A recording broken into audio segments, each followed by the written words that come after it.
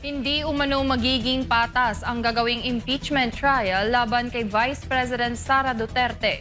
Ito ang tahasang inihayag ni former Defense Chief Norberto Gonzales sa eksklusibong panayam ng SMNI News. Kung bakit niya ito nasabi, alamin sa report ni Almar Forzuelo. Gumulong na sa Senado araw ng Huwebes, Hunyo 18, ang pre-trial conference para sa impeachment trial ni Vice President Sara Duterte. Dumating sa Senado ang mga miyembro ng defense team ni Duterte at ang mga House prosecutors para sa nabanggit na conference. Ang pre-trial ay magsisilbing inisyal na pagkikita ng parehong panel bago ang opisyal na pag-convene ng mga senator judges sa impeachment court sa darating na Hulyo 6. Pero matapos ang pagpapalit ng liderato sa Senado, malakas ang agam-agam ng maraming Pilipino na hindi magiging patas ang gagawing impeachment trial para sa ikalawang Pangulo. Sa eksklusibong panayam ng SMNI News sa dating Defense Chief na si Norberto Gonzales, lahat anya ng institusyon ngayon ay kontrolado upang pagtakpan ang tunay na mastermind ng pagnanakaw sa pera ng taong bayan.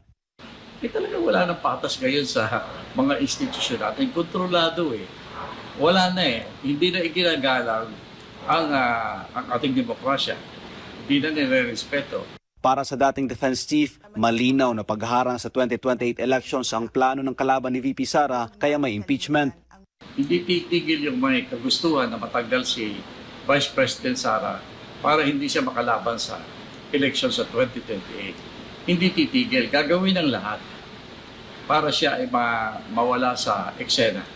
Giit pa ni Gonzales na para makonvict si VP Sara sa impeachment ay kailangang palitan ang liderato ng Senado mula sa Cayetano Block ang Gatchalian Block na ngayon ang may kontrol sa mataas na kapulungan.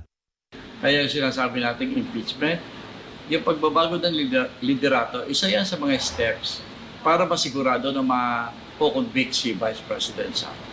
Bago ito, nauna nang sinabi ni Senator Alan Peter Cayetano na nabuo umano ang bagong mayorya sa Senado dahil sa pananakot, panunuhol at pagsasampa ng kaso sa mga senador na hindi kaalyado ng kasalukuyang administrasyon. Sa huli, sinabi ng dating kalihim na personal na interes at hindi ng nakararaming Pilipino ang inaatupag ng kasalukuyang administrasyon.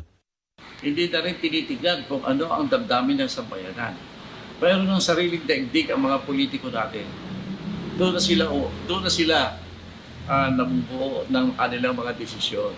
Ang desisyon nila para patibayan yung kanilang mundo na hiwalay sa sambayanan. Para sa Diyos sa Pilipinas, kung mahal Almar Forzuelo, SMNI News. May reaksyon si Senator Bongo kaugnay sa mga bantang pag-aresto sa kanya ng International Criminal Court o ICC. Kaugnay sa